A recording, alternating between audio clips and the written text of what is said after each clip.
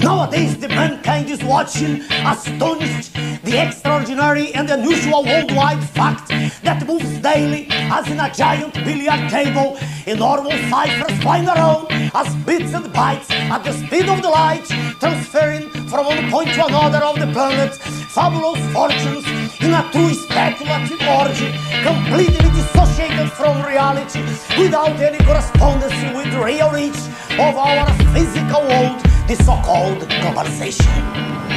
It seems, to those not fully aware, and we shall include here sadly the great majority of citizens, that this process is creating a world in which everyone will have access to a higher standard of life with greater social justice.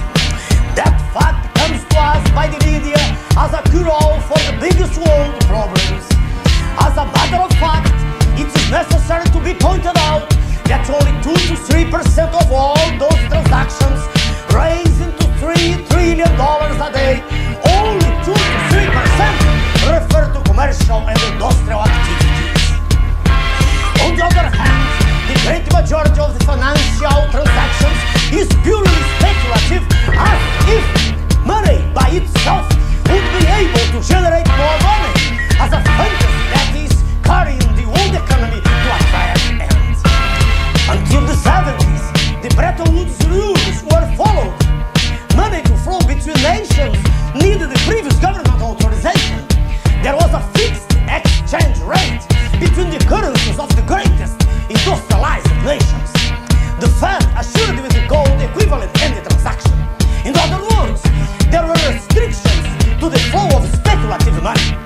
In 1973, the US government imposed an unilateral rupture and the barriers disappeared. Gold reserves are no longer necessary. Money is no more the wealth symbol. It is the wealth proper, a fiction in such a way that goes to the edge of insanity, is supported by a group of worldwide institutions, the so-called international financial system. And here are included the IMF, the World Bank, the World Trade Organization, and so on. That is the money empire, the false money, the real speculation conducting the mankind to its ruin and destruction. Well, gentlemen, it is with that false money that mega speculators through the world are willing to buy the real riches of all developing countries. In Brazil, they are selling out by the dozen all of our strategic state companies. The right words are these: they are giving away all of our strategic resources, including the Vale do Rodolfo company, the greatest iron mining company in the world, by only $3 billion, equivalent to less than half of 1% of its estimated value.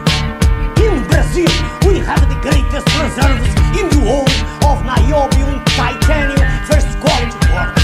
We are the greatest gold producers in Latin America.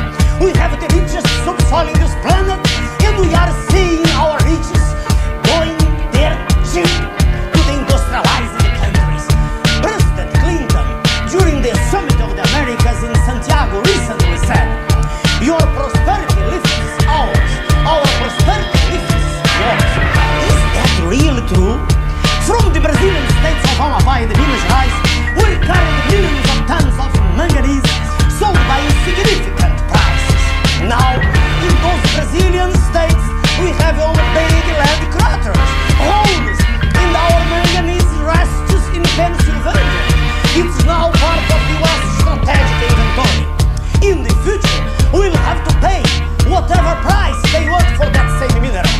Let me call your attention to another fact. We are not only the richest country in the world, for while in at least one state of the US it is necessary the desalinization of water for having fresh water, we have